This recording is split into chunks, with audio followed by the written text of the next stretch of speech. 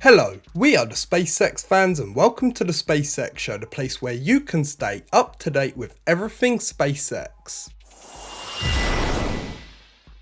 To start this video, we are taking a look at the next SpaceX launch on the SpaceXFans website.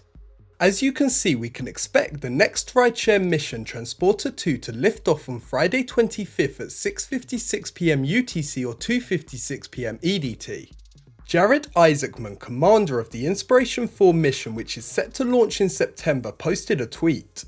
He said, "Another week of training wrapped up at SpaceX for the Inspiration 4 crew. We all got suited up. Lots of academic simulations and plenty of blood donations in the interest of science and a variety of medical training too. Back again real soon." Axiom Space have posted a tweet in relation to their first private crew to go to the ISS on AX-1. It says, "Training continues as Michael L.A. and Larry Connor, commander and pilot of the Axiom Mission 1, the first ever private crew to visit the International Space Station, become familiar with their ride. We recently found out that Of Course I Still Love You has been moved to the West Coast for Vandenberg launches." There's a tweet from Michael Baylor saying SpaceX will launch polar Starlink launches from Cape Canaveral and Kennedy Space Center with drone ship landings per FCC filings. Launches could begin as early as July.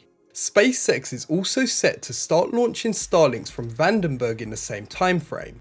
In relation to this tweet, Eric Roth posted, "Here's the drone ship recovery location. Falcon 9 boosters will be landing around 40 miles off the coast of Cuba. Re-entry and landing burns should be easily visible for those on shore, especially at night." Related to drone ships, Julia Bergeron posted a tweet saying, "Fair winds and following seas fin Falgut. They have departed Port Canaveral with a destination of Forchon. It appears a shortfall of gravitors now has a tug assigned as construction nears completion." There is a new article related to Starlink. It says Starlink, the satellite internet unit of Elon Musk's SpaceX, expects to be able to provide continuous global coverage by around September, but will then need to seek regulatory approvals, its president Gwynne Shotwell said on Tuesday. What Gwynne Shotwell said was, "We've successfully deployed 1,800 or so satellites, and once all those satellites reach their operational orbit, we will have continuous global coverage, so that should be like September timeframe." The FAA has released an article about a commercial space agreement signed also by the US Air Force. It says the agreement recognizes common safety standards for FAA licensed launch and re-entry activities that occur on, originate from, or return to Cape Canaveral Space Force Station in Florida and Vandenberg Space Force Base in California. It also removes duplicative processes and approvals for the US commercial space sector. There was an article posted about some money in relation to SpaceX and a Hispasat satellite.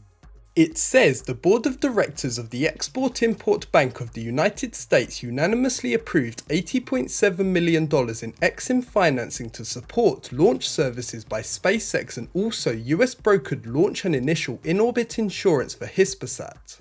These EXIM-supported services will help Hispasat to deploy a new satellite, Amazonas Nexus. Moving on to the Boca Chica action, here's a view of the whole orbital launch site progress. This huge hoist was recently delivered to and installed at the Integration Tower base.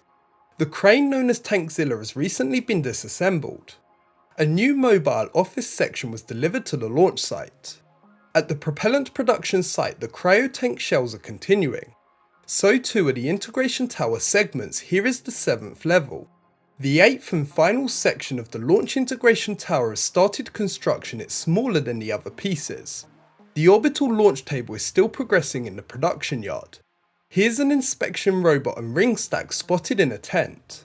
This ground support equipment tank upper bulkhead was spotted outside. Some hot gas thrusters were spotted here on this super heavy stack. SN20's aft section was seen inside a fabrication tent being worked on. To finish up this video, I have to thank Brady Keniston, who has been out in Boca Chica filming the amazing content.